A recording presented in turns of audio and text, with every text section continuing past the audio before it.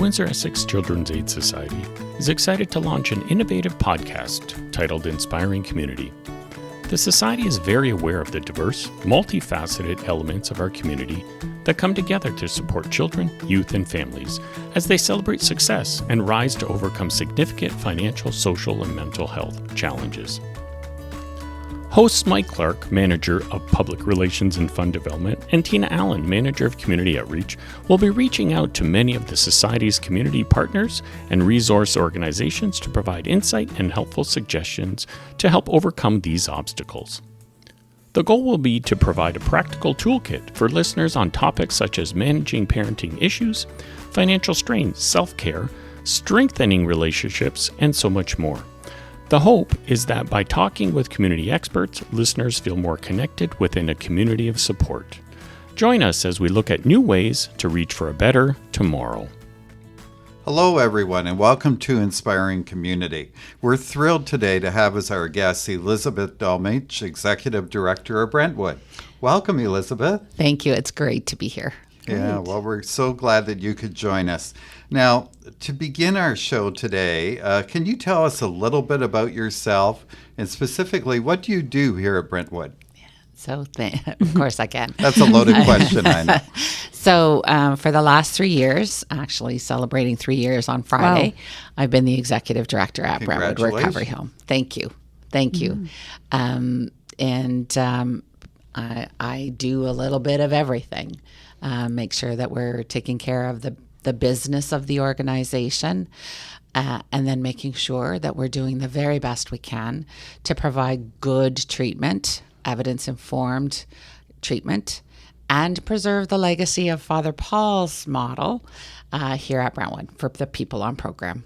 Mm-hmm. And your background's nursing, correct? It is. Mm-hmm. So my undergrad's in nursing, and this is this is the final stop on what has been a 40-plus year career. Mm-hmm. All kinds of opportunities and just really great learnings throughout those years. And here I am, doing work that gives great meaning and purpose to my life.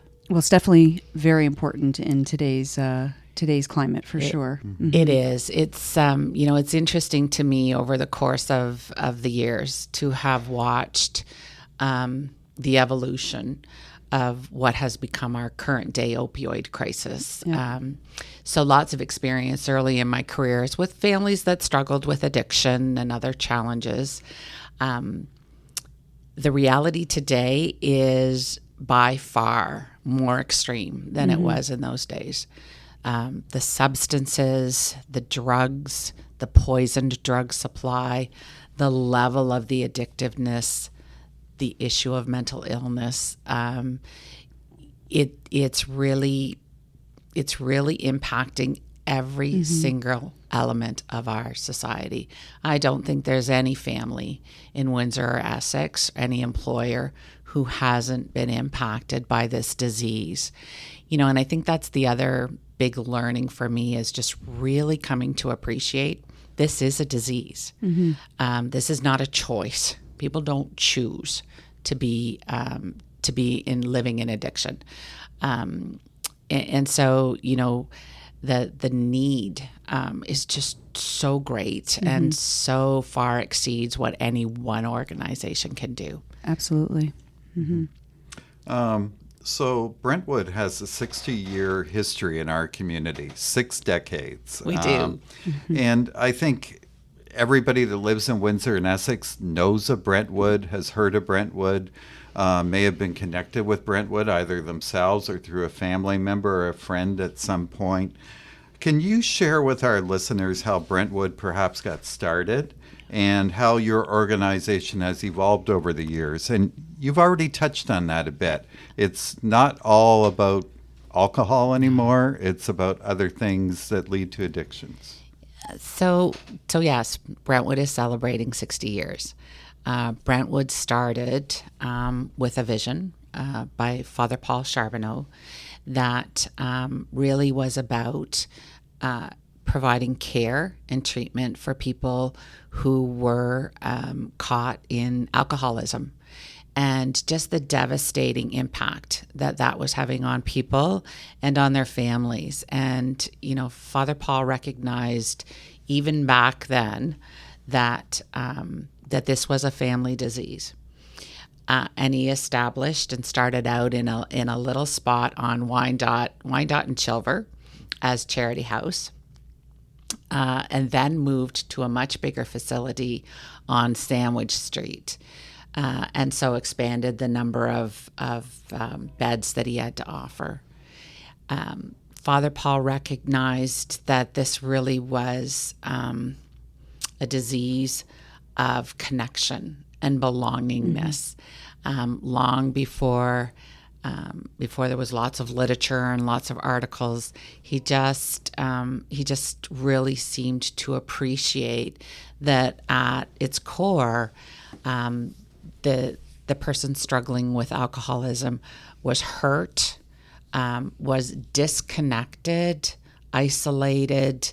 The term we use around here is their heart was closed, their spirit was closed.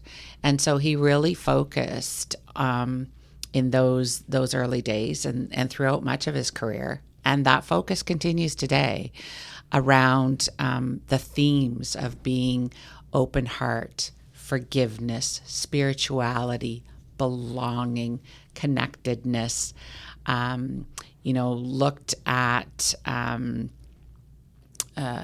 things like self-will, selfishness, and how in the disease, people isolate and get into themselves, don't recognize what they're doing to themselves or others. Those topics are still all very relevant today. Father also recognized that the way out of this disease was being supported by other people who had found their way into recovery.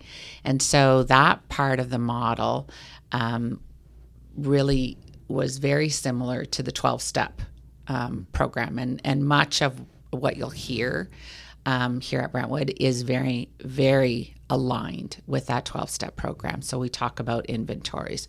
We talk about making amends. And then the other thing he recognized and introduced here at Brentwood was this idea of one-to-one peer support. So the people that graduate from Brentwood became part of the fellowship. We also call them the alumni. And the idea that Father was promoting was what he was teaching was that, our way to recovery is really with and through the other person who's in recovery. And so all of those legacy components of the program have been reserved or been retained over the 60 years. We also know that there are other needs that clients have in today's world. So we've introduced navigators who work with clients who are homeless, who work on income, education, making sure that those other really essential needs in life are being addressed and being providing help to the person that's here on program. And then finally, we've introduced psychotherapists. So we do have a psychotherapist on staff who does provide one-on-one short-term psychotherapy and also provides a lot of psychotherapy education. The other thing I think I would say about that legacy is we also recognize that being in recovery means we can have fun. And so there's a huge social component to our program too. There's play. There's events that people on program and the alumni can come and celebrate. We're about to have our great big annual picnic where the whole front yard of the building is filled up with all kinds of activities, pony rides and bouncy castles and fishbowl, all kinds of fun things for the kids and the families. Is that for current or alumni as well? Everyone. I think that's one of the things that makes Brentwood so unique. We are one of the few treatment centers, recovery homes, whatever label you want to use, that absolutely continues to provide lifelong support.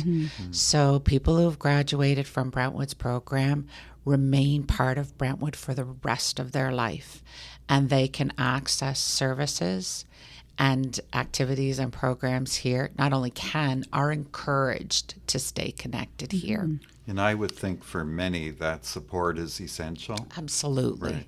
Absolutely. You know, when you think of any chronic disease, it's the ongoing support that makes a difference in how well and what the quality of life is. And that holds true for Brentwood too. And recovery isn't linear. No, So no, absolutely not. it's a long road. You know, we call them slips, right? People have slips. They can have a relapse. That is not uncommon. It's not unexpected. And so we need to always approach with compassion and understanding and helping people reconnect back in when they've lost their way. So Brentwood has long been associated with having a Christian-based philosophy or treatment model. So recently, though, I think it's recently, you've been promoting yourselves as non-denominational. So does that mean that Brentwood provides inclusive support to our religiously diverse community? So, yes. And I would say we've continued to evolve to the next level, which is we're really identifying ourselves as a spiritual program. So we recognize that body, mind, social, and spirit are key to people in recovery.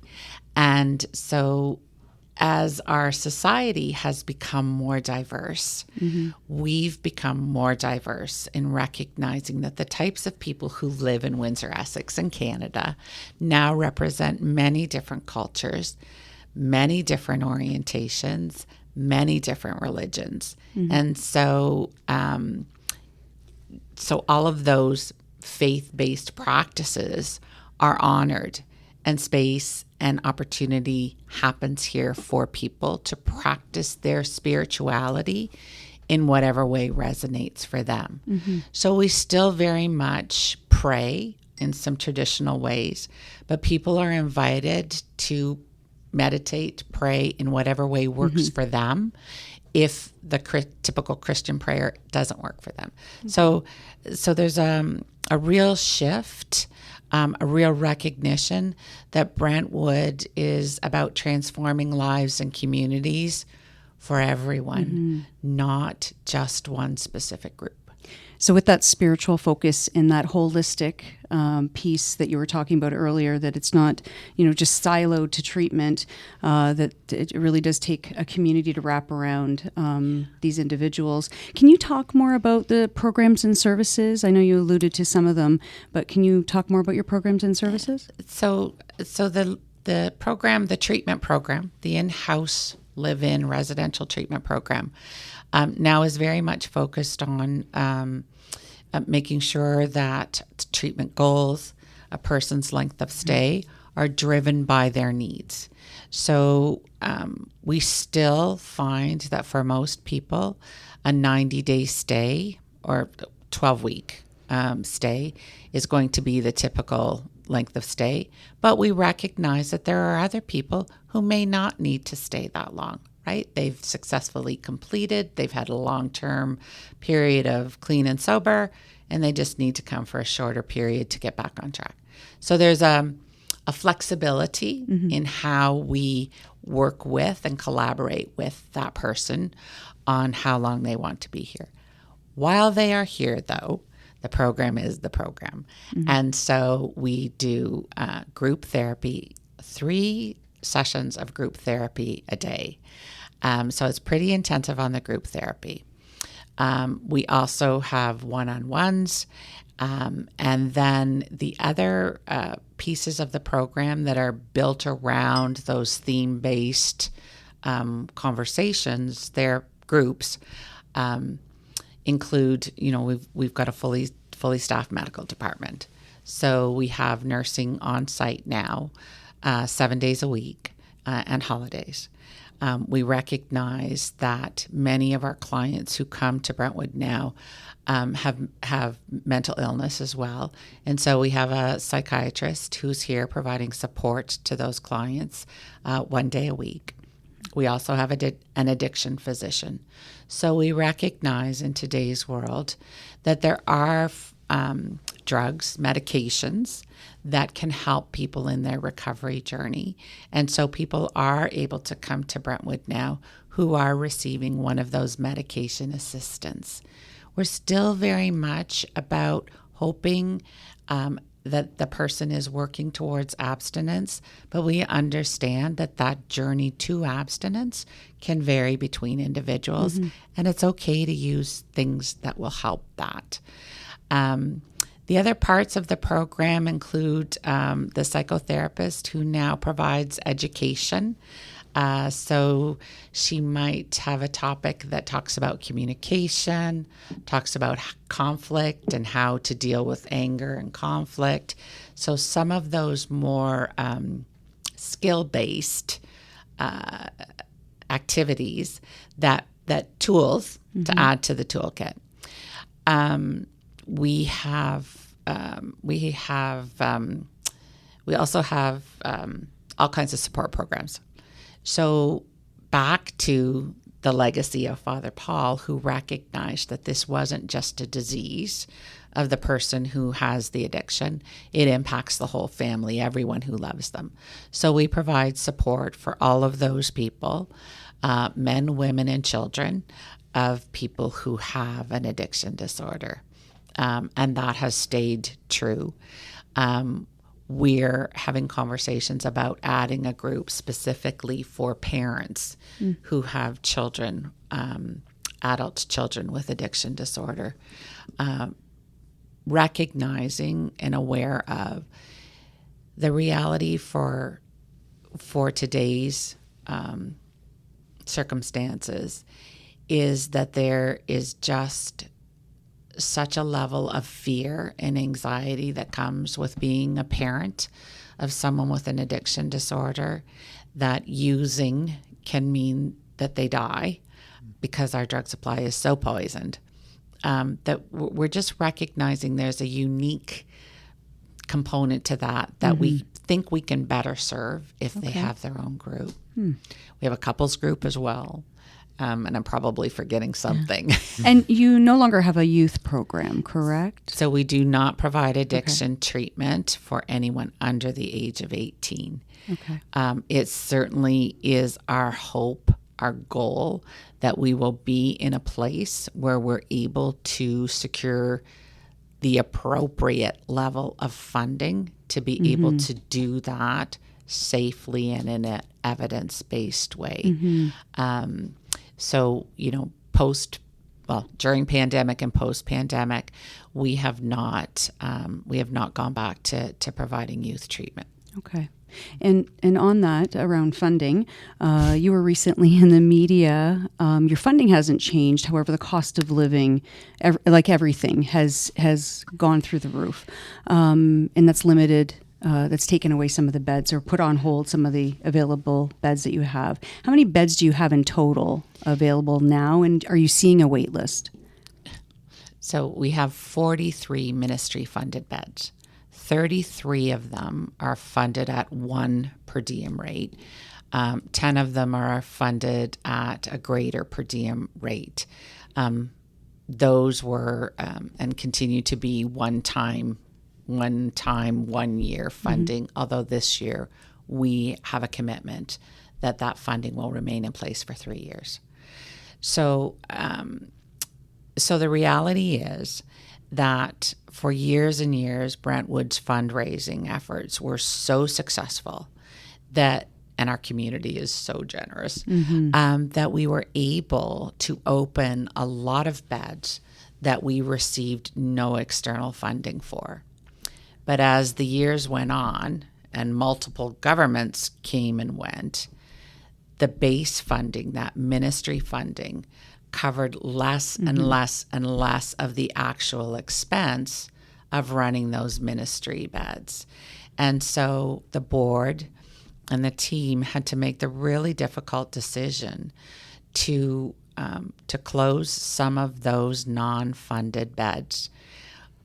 I'm hopeful that some of the work that's happening at the Center of Excellence that is very much focused on right sizing. What is the right amount of money for a live-in addiction treatment bed will result in right sizing the funding. So right now, addiction treatment beds are funded anywhere from less than $100 per day per bed to over $400 per day per bed. So you can imagine that just creates a wide variation.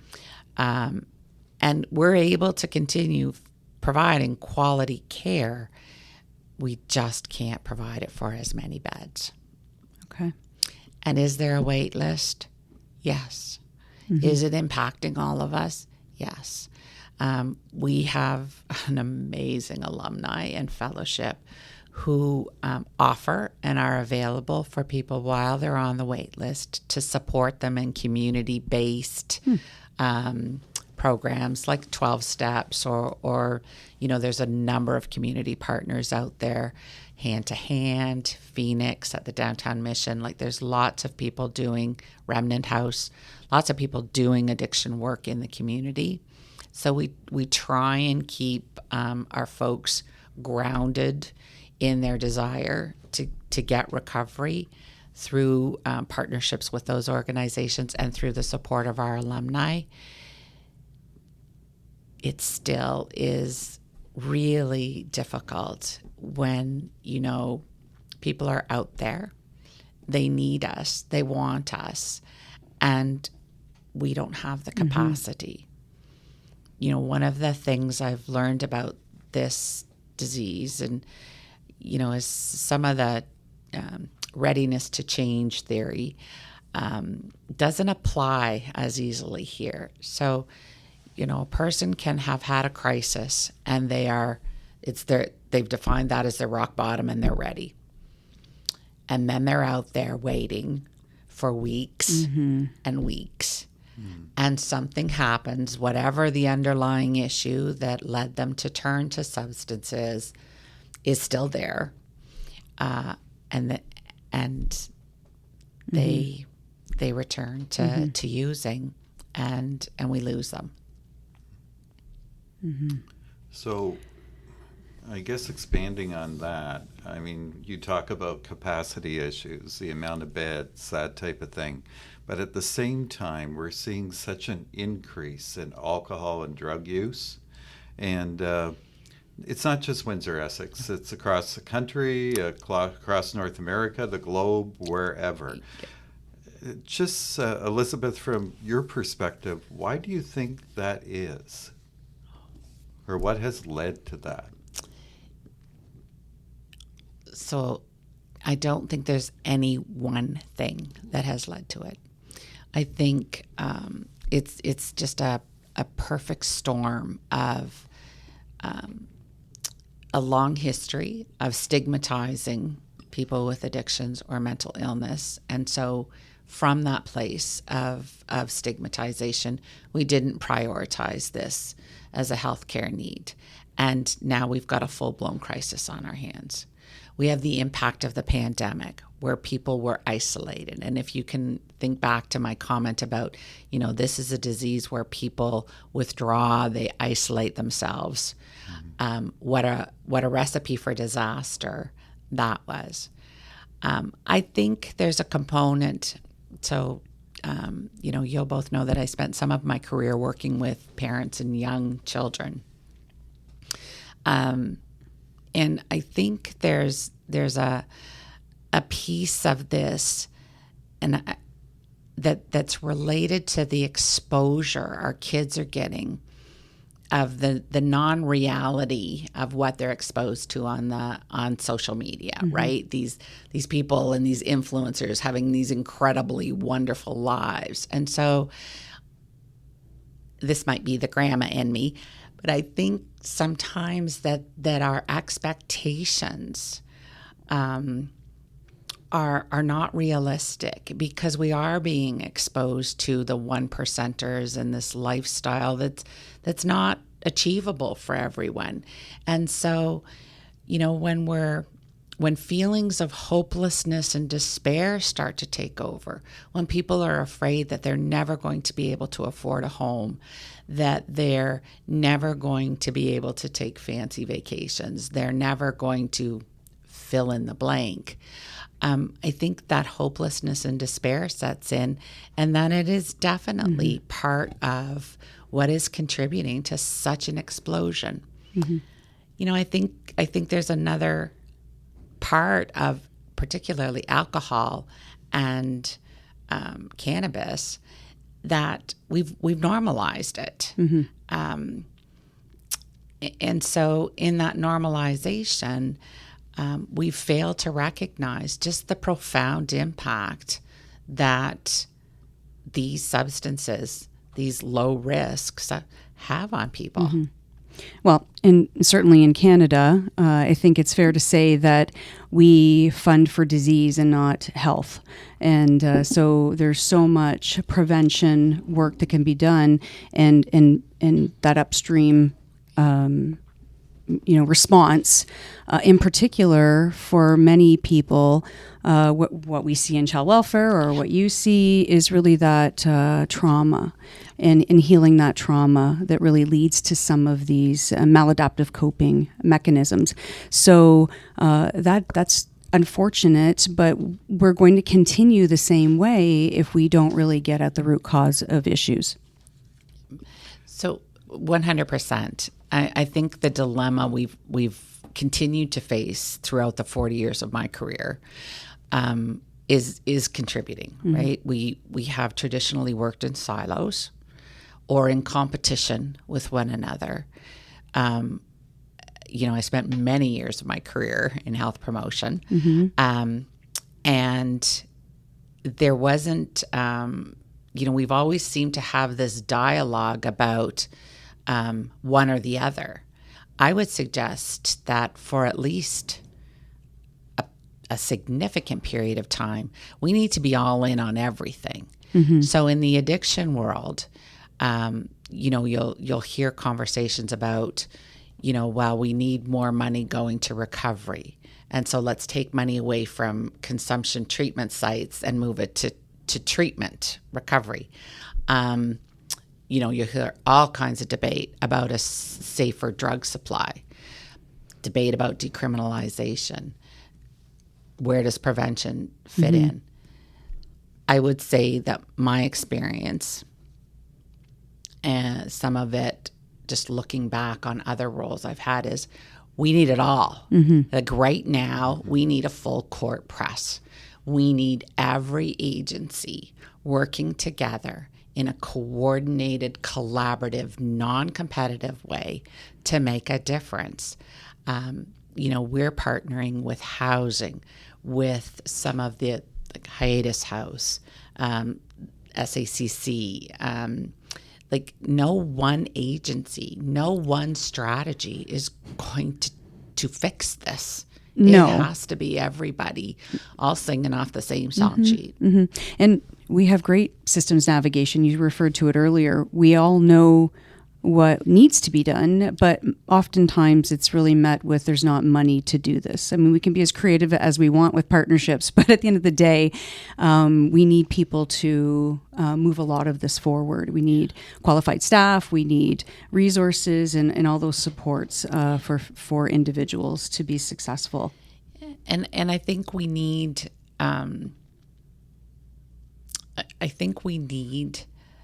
just a new way of thinking. And not just those of us in the business, those of us in health and social services, but just as a society in general. We need to think differently.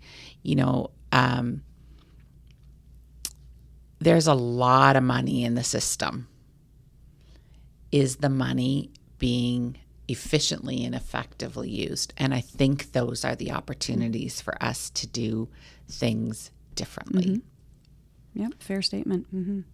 Now, having said that, would you, from what you see day in and day out here at Brentwood, Are there any specific trends when it comes to dealing with the folks that you're trying to support that you're seeing that are maybe common or maybe that you see more of in the last bit?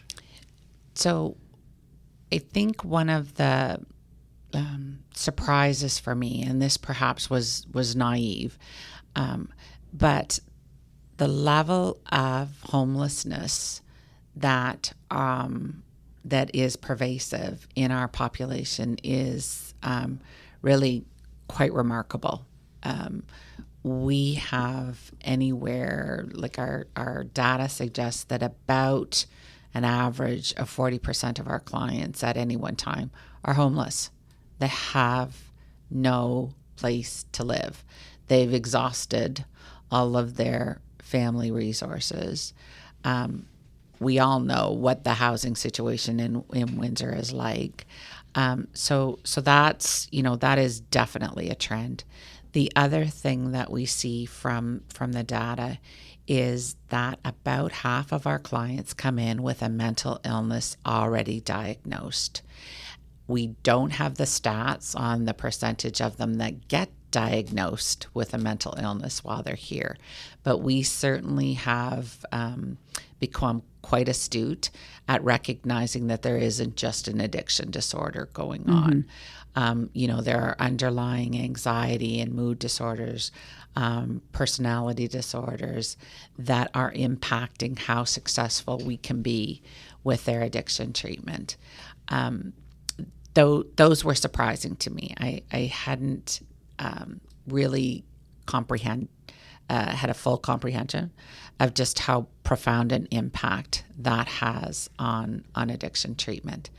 The other thing wasn't so much of a surprise, but is certainly a trend. Is back in the 80s, a lot of clients came from the big three. So that was in the heyday of GM, Chryslers, and Ford. And my understanding is that at that time there was a lot of clients who came from those workplaces. Well, the reality today is there's not as many people employed at those workplaces, and the vast majority of our clients, the vast majority of them, come with no employment. So they're on government assistance, or they have no income whatsoever. So, when we talk about the 60 years of Brentwood and the history and the reality of then and now, I think those are huge impacts, right? We're getting people treated, but if we're sending them back out without a place to live, without a decent income, it really becomes difficult, no matter how successful we've been at starting to unpack some of the underlying trauma or the profound grief that many of our clients present with. Well, if you don't have a roof over your head and food on the table and know that there's going to be food for the next table, for the next meal, it's really hard to stay on a recovery journey and a path when, again, those feelings of hopelessness and despair start to set in. So, back to, as a society, we need to figure this out a bit differently. Yeah, everybody needs to have a place to live. Does it need to be, 3 bedrooms and 5 bathrooms and all of that kind of stuff? No, but everybody needs a roof over their head. And everybody needs to be able to earn, everybody who is capable of working needs to be able to earn a living that will provide them with the basic necessities of life. And we don't have that anymore. We've already talked a lot about the folks that do access your services, but just to be really clear with our listeners, who is eligible for your services and how do they connect here? Do they come directly? Do they get referred? So all of the above. So any resident of Ontario who has an OHIP card, and if they don't have an OHIP card, we'll support them to get an OHIP card, is eligible to come to Brentwood. we also have some private pay beds that are available for those individuals who have the financial means to pay out of pocket for a stay. Can I ask you, sorry to interrupt, is that actually in most health plans, employee health benefits? I don't know that. So it's really variable. Okay. Some plans do have that coverage, and some of them do not. So it really depends on the employer and the details of their benefits package. And certainly we do have people that come who have third-party coverage. So, those go into that same group of per diem beds. We're able to give them quicker access. As far as how referrals come, people can call and self-refer. Families will often call, and we will always encourage them. The individual who's seeking treatment needs to call. So it has to be the person who is wanting to come that makes the phone call. And then we receive referrals from primary care physicians, employers, other healthcare organizations, hospitals. We have a relationship with the Southwest Detention Center, Withdrawal Management at Hotel de Grace, and Windsor Regional to really work with them to do our very best to bring clients who have had their services and gotten stabilized with them in, if not right away, as quickly as we possibly can. Is it always voluntary, or can it be court ordered? So we do accept clients whose part of their bail conditions are that they have to seek treatment. And one of the other things I've learned over the time that I've been here is some of my bias that people had to want to come doesn't play out quite as truly here as it might in other places. So sometimes people are, they're still ultimately choosing. The consequences of not coming are pretty profound, and so they choose to come. And if they stay, they can be very successful in their recovery journey. Something flips for them, and they're ready. So maybe they came under duress because, family members said go or we're done. Or the courts have said this is a condition of your bail, and they come and they can be successful. So it's interesting. You just can't tell who's going to be successful. There's not a recipe. Interesting. Okay, Elizabeth, here's a word, advocacy. So for those living with an addiction, what are the key priorities for an organization such as Brentwood? And second part of that question is, what is the message you would like to send to our community and our government about alcohol and substance misuse? So I think the key around advocacy is typically people who are active in their disease are not advocating for themselves. It is up to those of us who love them, those of us that are being impacted, and that would be all of us who aren't living with addiction, to be advocating for some of the things I've already talked about, right? We need all of the tools in the toolkit. So safer consumption sites, treatment sites, a safe drug supply, access to safe supplies for using, access to treatment. I mean, certainly we have way more need than we have capacity in this province for treatment. So I think the advocacy needs to come from all of us to really embrace and feel the reality that this is not a choice.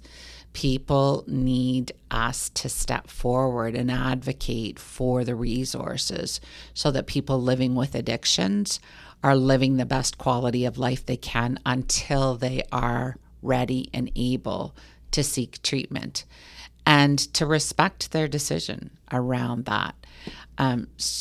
So, it's really taking all of the opportunities.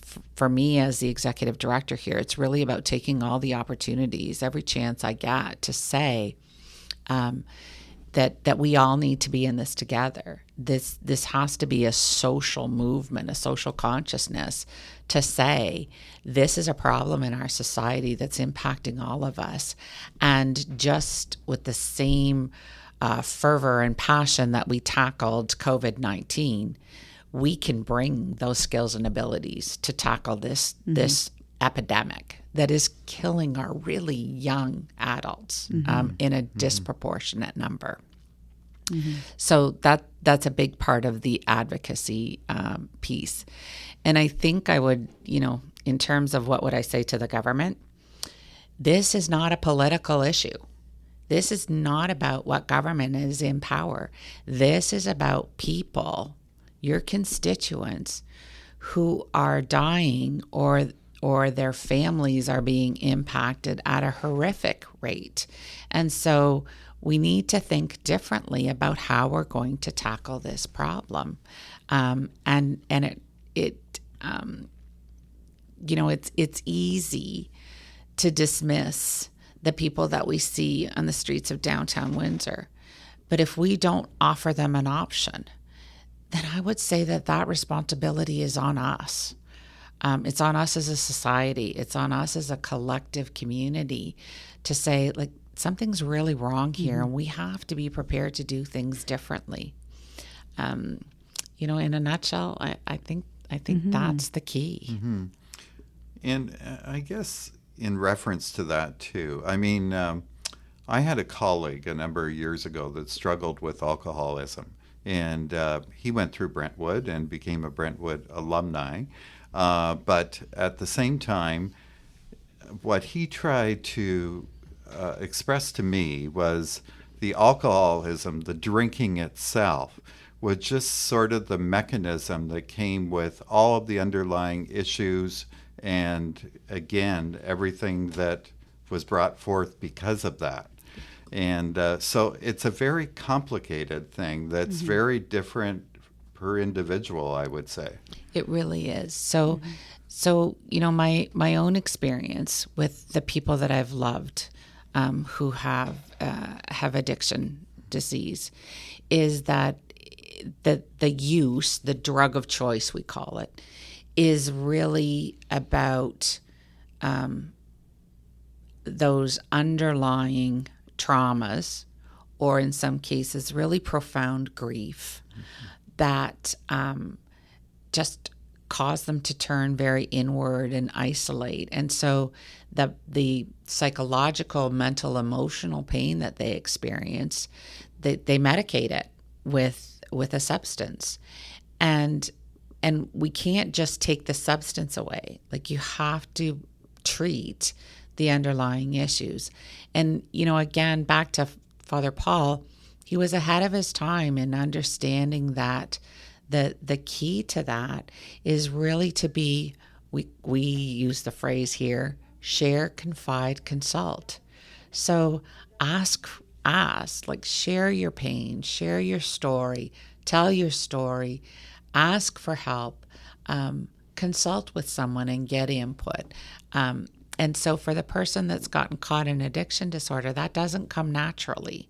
For many of us who don't suffer from addiction, it doesn't occur to us not to consult, not to share when we're hurting, or when we, when we've experienced a profound loss. We do that without really having to think about it. But for the person that's caught in addiction, they do. And that's why it's been so important at Brentwood that we continue lifelong treatment. I've had, my first contact with Brentwood was back in the 1980s. with a spouse who had addiction disorder. I've had a child and a stepchild who were caught in addiction. Both of them, thankfully, are in recovery and are living their best lives. So I get it. I know what their stories were and are, and what their struggles have been. So, having that ability to just stay really compassionate and out of judgment is key. But by the grace of whatever higher power you believe in, each one of us is on this journey, and each one of us has different resiliency and skills to cope with it. For the person with addiction disorder, that's how they have coped with whatever it is. We want to help them learn here at Brentwood other ways to cope. And so again, back to that heavy emphasis here on the fellowship, because that is how we stay out of our disease.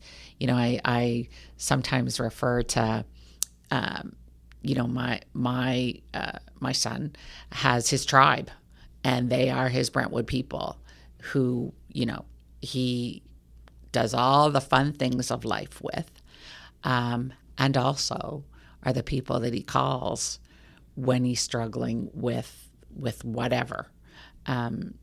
So it's not just about the substance.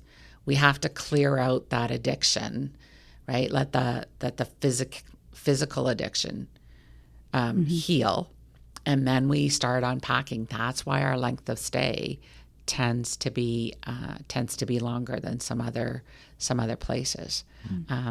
For us, we continue to believe that 30 days may not be enough for most people. For some people, it's going to be, but for some, it's not, and so we adjust accordingly. So, with all these great programs that are taking place here at Brentwood, you've already spoke about government funding, but how are you funded overall? And obviously, the community can help support. And if you can share with us how we can help, how organizations, businesses, anybody in the community can really make a difference here at Brentwood. Yeah, so we are truly blessed at Brentwood. This community has a long history of supporting us really, really generously. Our feature fundraising effort, of course, is the Dream Home Lottery, which I think we're going into year 33 this year. I keep trying to win that house. Yeah, it's not me happening, too. But I make my donation annually. And we really, really appreciate that. We've added the 50-50 lotteries too, which have become really popular. And then there's all kinds of folks that step forward with donations. We have the ability to, have a giving site on our website where people can go and make an automatic, whatever from their credit card or withdrawal from their bank account every month. The other place where we've been so blessed is that, people will remember Brentwood in their will. And so we get donations that come to us through a bequeath. And we've had some really generous donors over the years. The other thing that, the other gift that our community gives is some of the businesses in town. So we'll do a fundraising campaign at their place of business, and then make a donation to us as a result of that. Sometimes the donations are in the form of help. So we have a family that every year does a great big huge neighborhood yard sale, and every penny that they raise goes to our food bank. So there's there's almost no form of giving that doesn't happen here at Brentwood. And I think that really speaks to, how generous Windsorites are. Like, we always seem to come together and support organizations, whether it's us or any of the other organizations in the city that really depend on fundraising to be able to cover basic costs. Mm-hmm. Wow. That was a lot of very important information, Elizabeth, and we're grateful that you could join us on our podcast. Are there any final thoughts that you have? So sometimes this can be a really heavy topic, and sometimes it's heavy. I'm inspired. The staff here, the community, everyone here is all in. I don't think I've ever have worked in a place where there was just such consistency. We may not always agree on the how, but we do always agree on the what, and that is about helping people find recovery. So, while it's heavy some days, there are these moments of the most profound joy where we have the opportunity to, connect with that family or connect with that person who is enjoying their best life possible in this recovery. And there's just so much gratitude within our fellowship and within our staff and the people on program, that the darkness always yields to the light. And there's just really an incredible amount of love and caring that goes on here in a very different way than I've ever experienced in other traditional healthcare organizations. It really, there's not a day goes by that you're not ready to look for the next win and celebrate those wins and grieve the losses. Well, we can definitely feel your passion and your compassion for individuals in our community. And I've known you for a very long time. And I've seen that throughout your career. And so I can say I'm grateful to see you leading such an important organization in our community, an important cause. And I'm always just so humbled by just how amazing the leadership is in these organizations. And it does translate into how your staff are working, obviously. So you need to take some credit for that as well. So thank you. And thank you for joining us on Inspiring Community. And until next time. Thank you, Elizabeth. Thank you. Thank you.